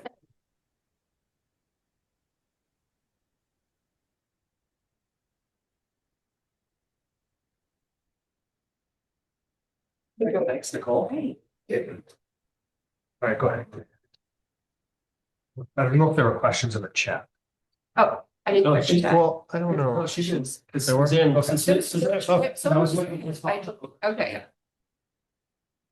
Okay, so thank you so much, Nicole. This was really engaging, and I really love the analogy. It really does wonders for me to sort of understand a very potentially abstract topic. So I do appreciate the great work from ORS, and thank goodness for ORS in consideration of the fact that our risk-based program really truly depends on toxicological information, and with some of that information already having vaporized from certain databases, it's hard. So that's where the mutual aid community with other scientists involved and engaged in the science of cancer, non-cancer risks, and all that goes into ensuring that we have protective cleanups. It's really a collaboration. So we're so happy and proud to have that collaboration and partnership with your office. So thanks again for great discussion today. I will wrap up this meeting today just to kind of touch on an effort that's going to take us through the end of the calendar year, but I'm really energized about this because I think it's due time that we take a fresh look at the advisory committee. So I'm not going to get in the interest of time. I'm not going to walk everyone through this particular slide, but I just wanted to provide, particularly the advisory committee, with a report out to you on some accountability with regard to what we've been intending to do since we started this process back in February. We've been receiving expressions of interest from new individuals. And at the same time, also, I've been reaching out to all of the advisory committee members to encourage them to stay, obviously, and reaffirm their interest. So that process is in play. This all will boil down to a one-day summit that we intend to have in person here in Boston, obviously with previously negotiated dates and times that we can make sure that it fits everybody. And I'm hoping that I can get a moderator, third-party moderator that can help us kind of walk us through the concept of strategic planning and also thinking a little bit about themes for exploration. Things like our purpose and goals for the committee. They need to be clearly defined. What have we done right? What are not we doing so great? And where can we improve? Do we understand our roles and responsibilities?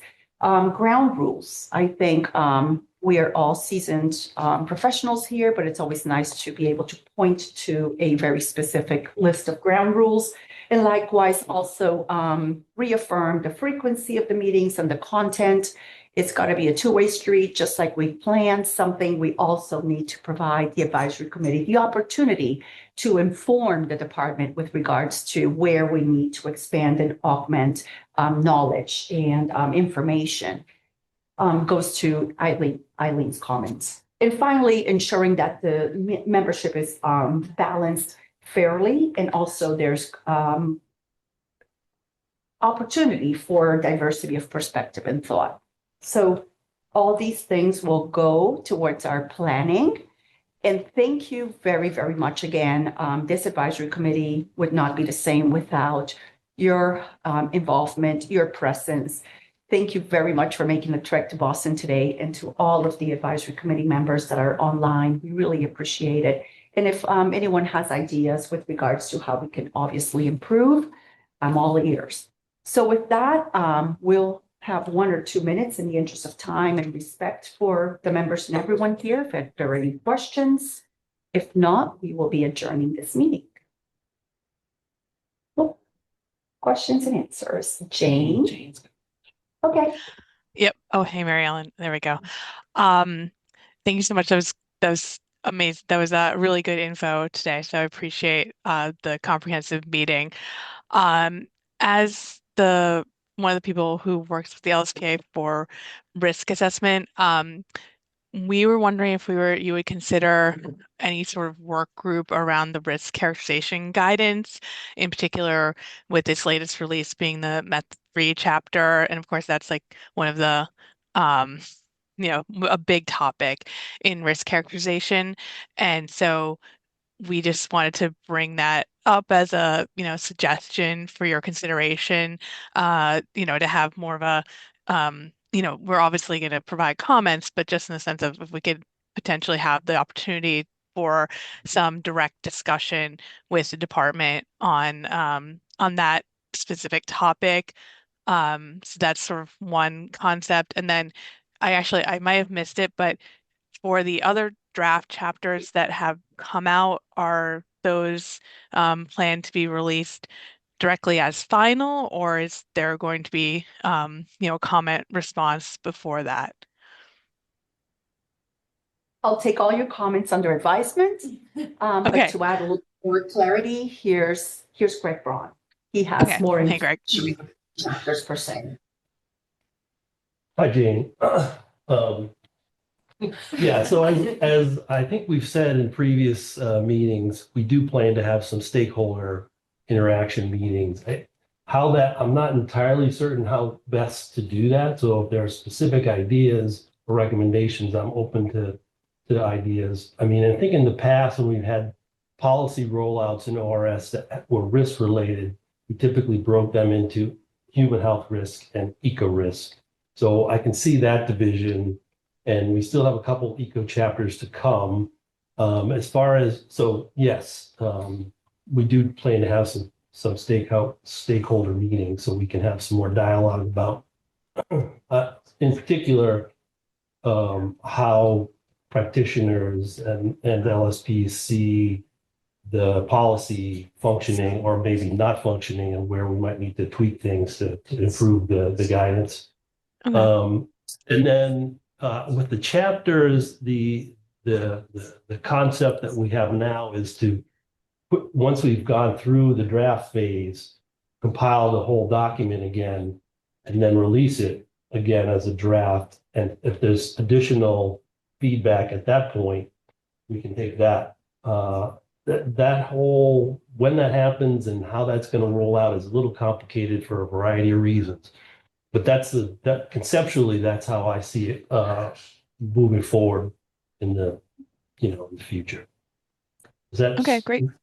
answer your question?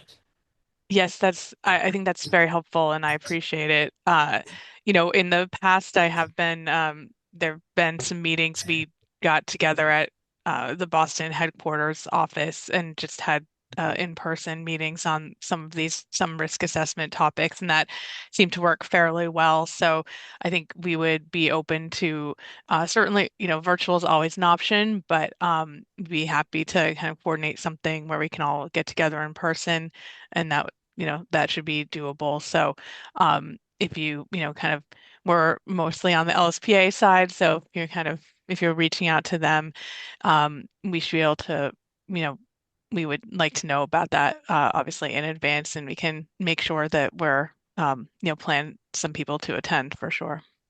So that'd be great. Cool. Thanks, Greg. Okay, so I believe this concludes our meeting unless our advisory members have any questions or comments to close out. All right. Well, thank you very much. And thanks to everyone who's here. Lots of BWSC Boston staff. We appreciate the support. And we look forward to seeing you next month during coffee hour. So thank you. Be well. We'll see you. Thanks, Bye-bye. everyone. Bye.